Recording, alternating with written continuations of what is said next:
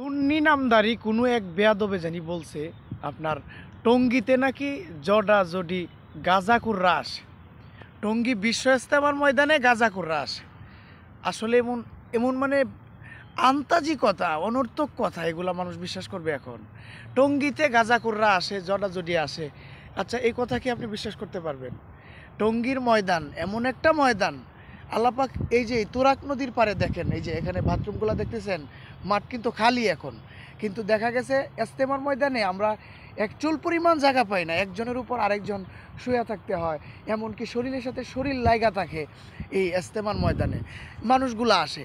এই তুরাগ নদীর পাড়ের মধ্যে আল্লাপাক যে বাতি জ্বালাইছেন, আপনি আর আমি যদি বলি গাজাকুরদের ময়দান, জডাজডির ময়দান, এই বাতি তো নিববে না ভাই। এই জাতি তো এই বাতি তো আল্লাহ জ্বালাইয়া দিছেন।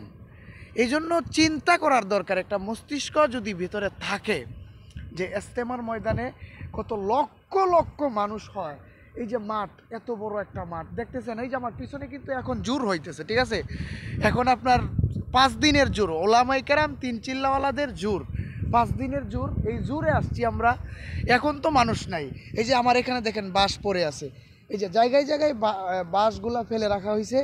এগুলো আপনার ওই যে এখানেও কিছু বাঁশ রাখা হয়েছে। আমি যাইতেছি, ওই যে বাঁশগুলা দেখায়, দাঁড়ান দাঁড়ান একটু। ওই যে দেখেন, এটা মাঠের মধ্যে আপনার কিছু বাঁশ ফেলে রাখা হয়েছে। এখানে ওই যে প্রচুর বাঁশ, এখানে প্রচুর বাঁশ। এগুলো আপনার এই ইজতেমার, বিশ্ব ইজতেমার সময় টানানো হইবে, যেখান থেকে বাহিরের বিশ্বের বিভিন্ন জায়গা থেকে আপনার মানুষ আসে, ওই সময় এই কাজগুলো করা হবে। আর মাঠটা এত বড়, মানে আপনি যদি এখানে আসেন দেখেন, এত বড় একটা বাগান আল্লাপাক সাজাইছেন এই তুরাগ নদীর পারে।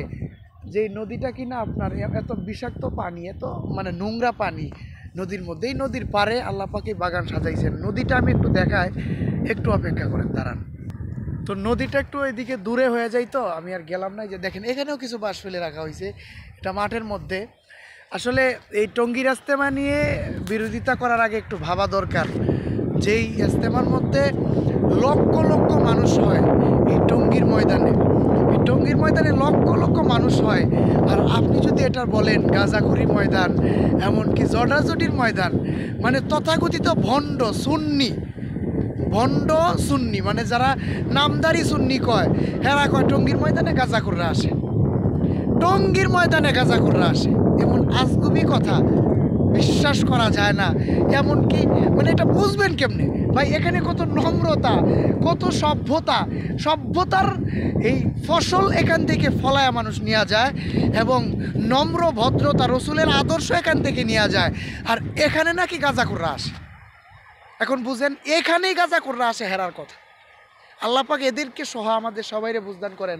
আর বিশ্ব ইজতেমায় আসবো জানুয়ারির প্রথম ডেটে, 1 তারিখ থেকেই, জানুয়ারির 1 থেকে 3-4 মনে হয় এই পর্যন্ত আমাদের বিশ্ব ইজতেমা জানুয়ারি মাসে আমরা সবাই আসবো। তো আল্লাহ পাক আমাদের সবাইকে ইজতেমায় আসার তৌফিক দান করুন, আমিন।